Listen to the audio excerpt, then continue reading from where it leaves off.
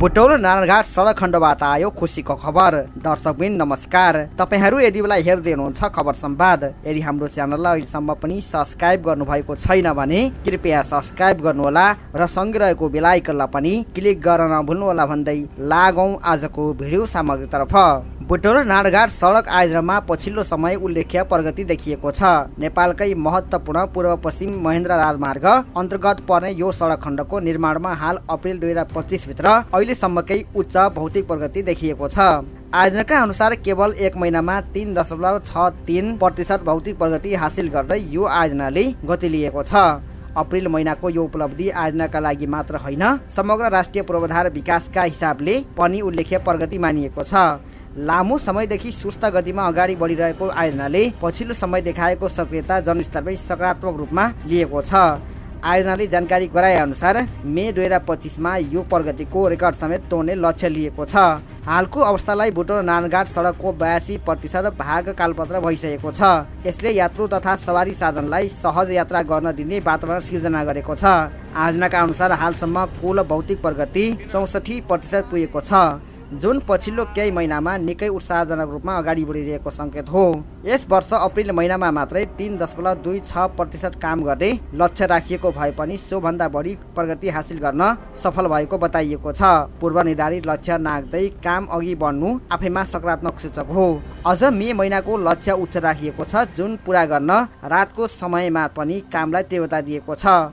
सडक निर्माणको तीव्रता कायम राख्न अहिले रातको समयमा यातायात सञ्चालन रोकेर काम भइरहेको छ। यसले कार्यक्षमता बढाएको छ र ठेकेदार कम्पनी तथा कामदारहरूको समर्पण पनि देखाएको छ। सवारी साधनको चाप कम हुने रातको समयमा काम गर्नु रणनीतिक निर्णय मानिएको छ, जसले कार्य सम्पादनमा थप सहजता ल्याएको छ। यो सडक आयोजना महेन्द्र राजमार्ग अन्तर्गत नारायणघाटदेखि बुटवलसम्मको 113 किलोमिटर खण्डमा फैलिएको छ। पूर्वी भागको रूपमा गैंडाकोटदेखि दाउनेसम्मको 64.42 किलोमिटर तथा पश्चिमी खण्डको रूपमा दाउन्ने बुटवल 48.58 किलोमिटर रहेको छ। आयोजनालाई दुई भागमा विभाजन गर्नुको उद्देश्य भनेकै कामको व्यवस्थापनलाई प्रभावकारी बनाउनु हो। यस्तो विभाजनले निर्माण कार्यलाई संयमित ढङ्गले सञ्चालन गर्न सहज बनाएको छ। पूर्वी खण्ड र पश्चिमी खण्डमा छुट्टा छुट्टै जिम्मेवारी निर्धारण गरिएकाले कामको गुणस्तर र समय व्यवस्थापनमा पनि सुधार देखिएको छ। सडकको साथसाथै आवश्यक संरचनाहरूको निर्माणमा पनि जोड दिएको छ। आयोजनाका अनुसार कुल 462 वटा कलभट निर्माण गर्नुपर्नेछ। ती मध्ये केही पूर्ण भइसकेका छन् भने अन्य निर्माणको क्रममा रहेका छन्। त्यस्तै साना ठुला गरी कुल 64 वटा पुल निर्माण गरिनुपर्नेछ। नदी खोल्सामा सवारी आगमन सहज बनाउन यी पुल अत्यन्तै महत्त्वपूर्ण छन्। ठुला संरचना निर्माणमा चुनौतीहरू भए पनि प्रविधि र श्रमको सही व्यवस्थापनले कामलाई अघि बढाइरहेको आयोजनाले जनाएको छ। सडकको टिकाउपन र वर्षायाममा पानीको व्यवस्थापनको लागि साइड ड्रेनको निर्माण पनि भइरहेको छ। कुल 106.17 किलोमिटर साइड ड्रेन निर्माणको लक्ष्य लिएको छ। हालसम्म यो क्षेत्रमा पनि उल्लेख्य प्रगति भएको छ। सडक कालपत्रको सन्दर्भमा पनि योजना अनुसार काम अगाडि बढिरहेको छ। कुल 113 किलोमिटर सडकमा कालपत्र गर्नुपर्नेमा 82% सकिएको छ। बाँकी भागमा पनि मौसम र भौगोलिक अवस्थालाई ध्यानमा राखेर काम भइरहेको छ। यो आयोजना 2075 माघमा निर्माणका लागि ठेक्का सम्झौता भएको थियो। प्रारम्भिक सम्झौता अनुसार 42 महिनाभित्र काम सम्पन्न गर्ने योजना बनाइएको थियो। सोही अनुसार काम भएको भए साउन 2079 भित्र काम सम्पन्न गर्नुपर्ने थियो, तर विभिन्न कारणले गर्दा काम समयमा सम्पन्न हुन सकेन। भूगोल, सामग्री आपूर्ति, ठेकेदारको ढिलासुस्ती तथा कोरोना महामारी जस्ता कारणले कार्य अवरुद्ध भइरह्यो। फलस्वरूप सरकारले हरेक वर्ष साउनमा एक वर्ष म्याद थप गर्दै आएको छ।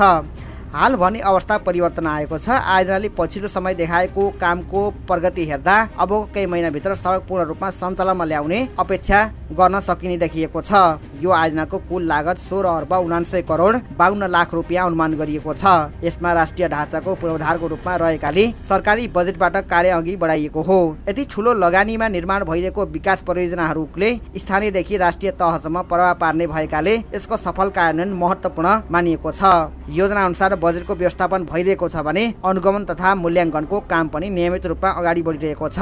यो सडक खण्ड सुधार भएपछि नारायणघाटदेखि बुटवल बीचको यात्रा समय कम हुने निश्चित छ। अहिले सवारी चाप, ढुलो र सडकको अवस्था खराब भएको कारण दैनिक यात्रा कष्टकर भइरहेको छ। नयाँ सडक निर्माणपछि भने ती समस्या समाधान हुनेछन्।